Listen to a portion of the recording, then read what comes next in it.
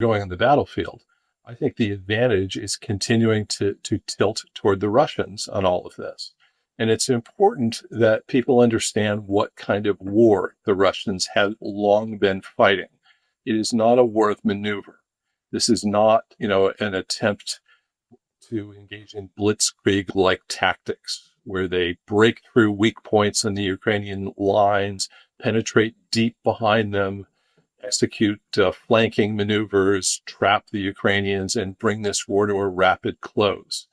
The Russians have been fighting a war of attrition, taking advantage of the natural advantages that Russia has by virtue of its size, its physical size, its population, the size of its military industry, its capacity to crank out large volumes of weapons and ammunition, which is on a scale that's much greater than that of the entire West, the United States and Europe, not to mention Ukraine, combined.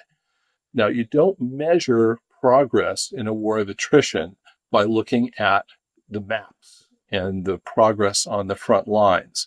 That is inevitably going to be slow until it isn't. This is what happened in World War I. That was a war of attrition eventually. And it didn't end because there was some sudden breakthrough in which German forces were overrun and they had to raise the white flag and admit defeat. One of the sides became exhausted and couldn't continue any longer. And that is where things are heading, I believe, with this war in Ukraine. The Ukrainians have a big manpower problem. I think the Russians have at least 5 times their population at this point in the war. They're having a very difficult time recruiting enough people and drafting enough people, training them and equipping them and putting them in the field to be an effective fighting force.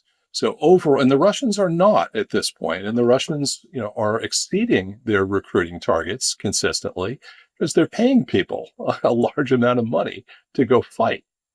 And the promise of that kind of compensation has, I think, allowed Putin to not only maintain the size of the Russian invasion force, but to expand it. It's getting bigger over time.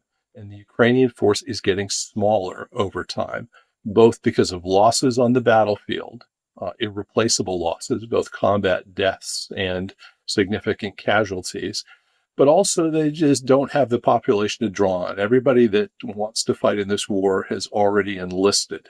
So what I think is going to happen here is the advantages that these approaches provide to the Russians are going to have increasing effect on the battlefield. And I think this line of fortresses, fortified cities in Donetsk is going to crumble, probably with increasing rapidity. This notion that we're in a stalemate and that the Ukrainians can hold off the Russians for years to come, I think is just wrong. The Ukrainians are on a path toward collapse, which means they have to make some hard choices about the way forward. And one of the things that I think is lacking in our media coverage of what's going on is any sense of realism about what the situation on the battlefield really looks like. And a sense of realism about what kinds of diplomatic choices are really viable given that situation. And we have to have a much more realistic discussion about this so that we take advantage of opportunities that I think are still there to settle this conflict before it results in Ukraine's collapse.